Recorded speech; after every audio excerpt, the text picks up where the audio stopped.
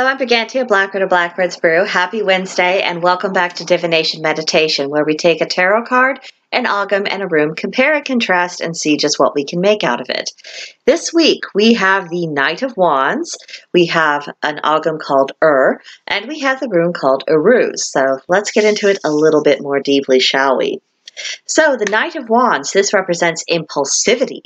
Difficulty in sticking with it, having some distraction issues, but also being very high energy. As you can see from the picture, it's a cat that has, a ribbon tantalizing its eyes right in front of it. And all of us who have cats, we know exactly what that look means. There's about to be a cat going in 50 different directions, and there's no telling where they might end up. Next to it, we have our ogham, which represents heather.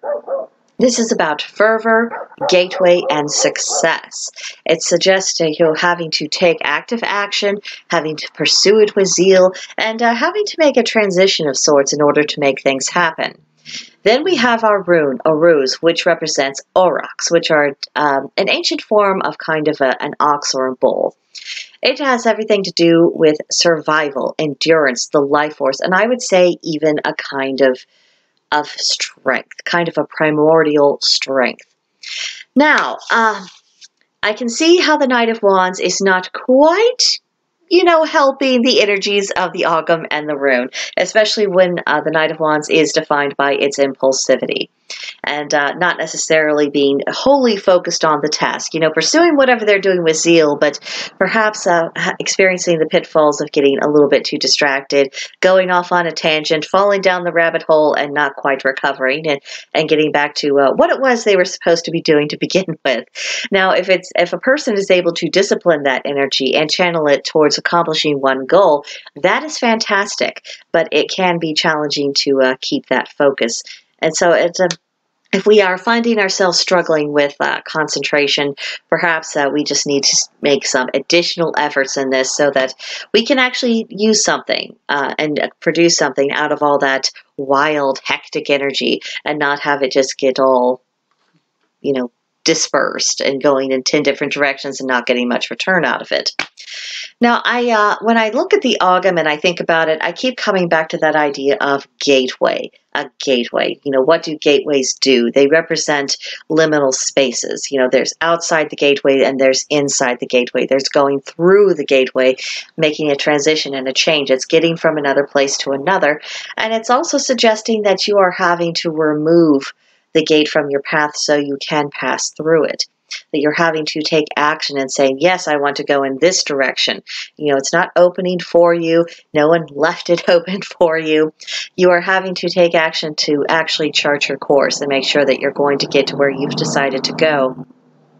So I like that. I like the idea that it is representing a certain sense of personal agency, and it's having us reflect upon our own personal decisions. Are we just drifting along? Are we being carried by the current? Or are we actually taking hold of ourselves and making decisions and choices? Now, the rune is by far the most primal of our divination tools this week. The idea of survival and endurance and life force and strength is just this whole bubbling force, and it's a very masculine kind of energy. It's a very, I'm going to get this job done no matter what. It is the mentality of a soldier, or even to a certain extent, the mentality of a king, of, I will defend these walls, or I will drive the enemy off my land, or I will protect this or that. There's a sense of resolute determination associated with it. And of course, in order for us to accomplish anything, we do need to have resolve. We do need to say, you know what, I've decided that this project, this job, whatever it is I'm doing, that is the most important thing I could be doing at this moment, and I'm going to carry on with it. And it really doesn't matter what gets in my path or who thinks what about it. I just need to get on with it. Now, if we have that, it makes it much easier to corral that energy from the Knight of Wands and channel it in a very efficient and direct manner. And of course, that will help us get through that gateway that the ogham represents, so that we can go from where we are to where we want to be. So that's what I think about our divination meditation this week. Let me know if these tools put you in mind of any other possibilities. As everything, it's always open to interpretation, so I would be very curious to see if someone else looked at these things and had a very different intuition about it. Let me know in the comments section below, or come see us on Discord at Blackbird's Brew. There's a link to join in the description box below, and I'd be very happy to have you there. But in the meantime, I think that's it for now, and I'll see you in the next one. Bye!